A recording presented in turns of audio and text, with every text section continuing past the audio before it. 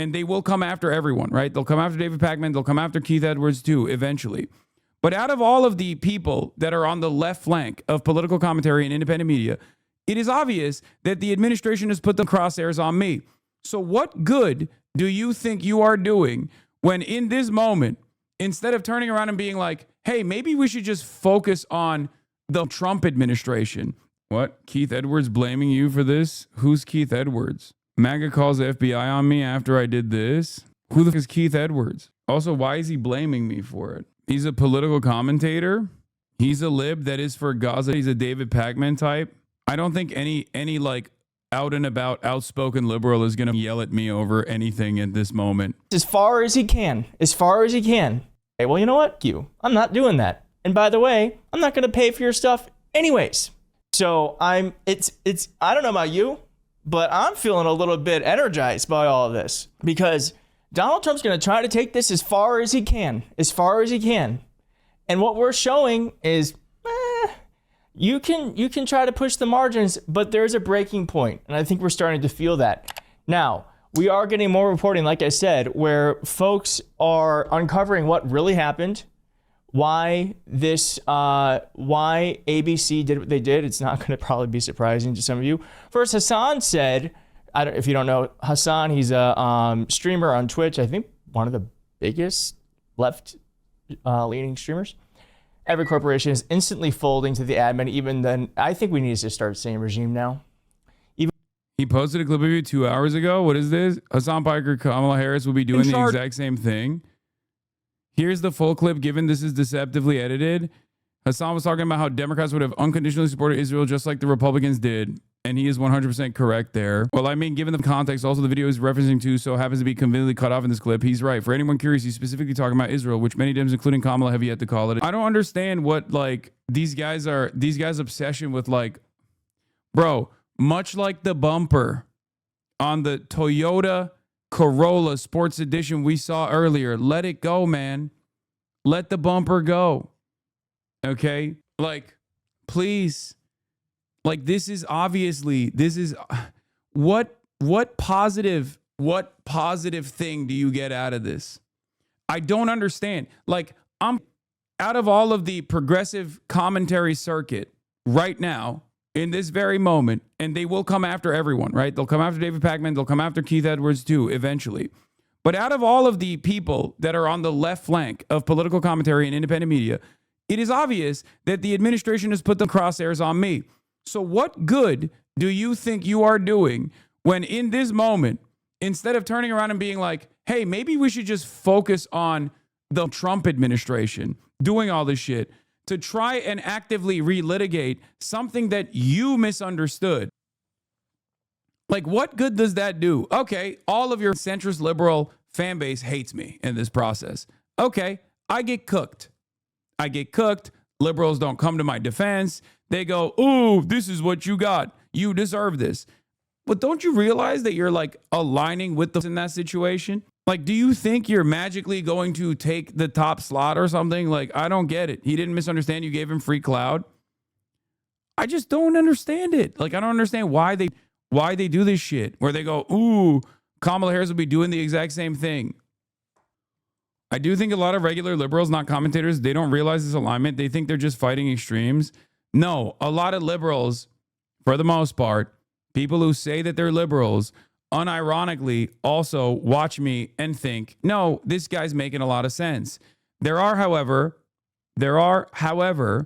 obviously centrist liberals who are trying to present themselves as like something different, not an extremist on the left, not an extremist on the right. Many of them just exist online. They try to farm an entire audience to have a similar mindset, but it doesn't work that way. For the most part, most like the average liberals, the normies, your parents and whatnot, if they are like Democrat voters, they're not going to be like, Hasan is the reason why Kamala Harris lost, because they're not that stupid. I'm just so shocked that this guy would do such a dumb thing. Democrats' Israel policy, which is part of the reason why Kamala and Biden handed the presidency over to an incompetent, is probably popping up because Ethan Klein is posting it. They're so stupid. I'm going to say, I don't understand why liberals engage in the same deceptive editing that right-wingers do, especially in this moment.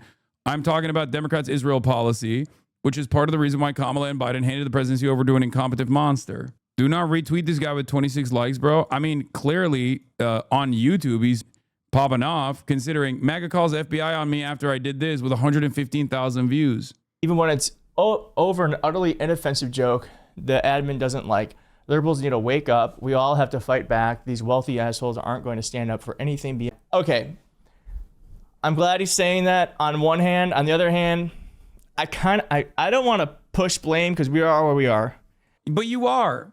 You are. You are. You're about to. How dumb, dude. How unimaginably stupid. If Kamala Harris at least like listened to not me, but the tens of thousands of people that were protesting the administration's incompetence and refusal to address that was unfolding under the watchful gaze of Joe Brandon, okay, maybe we wouldn't be in this mess. And I'm not stupid, so I'm not even going to say that's the only reason. But that was emblematic of the Democratic Party, their overall refusal to listen to very reasonable demands. I read this earlier. People are still talking about it. You aren't the only one they blame. I mean this in agreement with you, but you got to let this go, man. I think the liberal echo chamber really overdid what small minority of Twitter leftists actually believe Kamala and Trump are the same, and that margin is not what lost the election, my 2 cents. Yeah, ain't nobody said Kamala Harris and Donald Trump were going to be the same on every issue, but their closeness on pivotal issues allowed Donald Trump to win the election. What are we doing? Jesus Christ. Liberals can never fucking closely examine how we arrive at this situation twice now. Twice. Not once, but fucking twice. And when they need to meet the moment and actually fucking fight back against Trump, they're still flinging shit to the only motherfuckers that are in the streets. That's the other thing. Because the leftists that they're shitting on haven't stopped protesting. They haven't stopped protesting about Gaza. They haven't stopped protesting about ICE. They are the ones who are out in the fucking streets. And so many goddamn liberals are just like sitting, and this is not all liberals, but like online liberals, okay? This is just a entirely online thing, because I don't think the Barbers and the Deborahs that are fucking leaving like death threats in elected representatives like voicemails, or demanding that like Democrats actually straight up put their bodies on the fucking line of fire, are the same kinds of people that are chirping online, okay? I think liberal voters, Democrat Party voters, like straight ticket blue Democrats, are way more angry than the dumb fuck centrists that present themselves as centrists online. Now, that guy that we just looked at, I didn't think they were one of them. I did not think that this was like one of those people. As a matter of fact, I've heard like a lot of very good takes from this account. He deleted the tweet, by the way. Oh, he did. Well, he didn't delete his video. But it's kind of folks like Hasan who wouldn't push for the hit push. And I know he's not gonna fucking delete the video because it got 100,000 views in 2 hours. How is this productive, man? They're gonna arrest you next. What are you doing? What are you doing? I don't even know who you are. I've never actually fucking yelled at you. I don't know who the fuck you are. I don't know what the fuck you think. I don't know what you think you're doing. I don't know why you think this is a productive fucking angle of attack here. God damn, dude. If you actually are fucking serious about combating Donald Trump and growing fascism in this fucking country, wake the fuck up. Demand that the goddamn Democratic Party do something. Kamala Harris's new book hits the reader on the head with a central argument about why she lost the presidential race to Donald Trump. I didn't have enough time. Opposite of the truth-based public polling, her peak was in August and September, and her image deteriorated over time despite a massive fundraising advantage. People were wary about her connections to Biden and where she stood on the issues, and she never properly addressed their concern. Ergo, she lost at the same time that down-ballot Democrats did not. From the admin, pulled off a near complete sweep in swing states. That's the story. Democrats won down ballot statewide races in enough swing states to have won the Electoral College despite getting swept in Pennsylvania. The winning coalition was there. Harris just didn't do what was needed to assemble it because she insisted on campaigning on vibes. And it wasn't just fucking vibes either. It was bad vibes. Sorry, I thought it was from today. That's crazy. Why would I say that from today? Why would I say that right now? We're going to end up in the same fucking jail cell, man. Jesus Christ. Kamala Harris lost because her policies were ass. She did not meet the moment. She didn't even recognize why she initially had tremendous popularity. The voters were looking for an alternative. They were excited. They were excited about who she might be. Okay? But then she showed everybody that she was just Joe Brandon, but younger. She said it herself. Yeah. The polls narrowed after Harris switched her message from change to Biden 2.0 continuity. She said no daylight between me and Biden. She refused to address Gaza. She refused to pivot away and take on a more empathetic tone about migrants. When Donald Trump was running around, and his campaign was fucking running around and straight up saying Haitians are eating cats and dogs. They were greatly escalating. But also he messed with the votes. Stop. Her appearance on The View was a flashpoint. It wasn't just a leftist baking her. There weren't enough leftists to make up for. There weren't enough third-party voters to make up for the election, man. If you combined all of the third-party votes and handed them to Kamala Harris, which, again, is not even a fucking appropriate metric because you are supposed to earn those votes. You're not supposed to get those votes, okay? You are not entitled to those votes. It's a democracy. What are we talking about? But even in that false construct, she still would have fucking lost. God forbid we examine why. All of this stuff shows me that the Democrats, or at least the voters, or at least the consultant class, chooses not to learn any messages, any lessons from the past mistakes.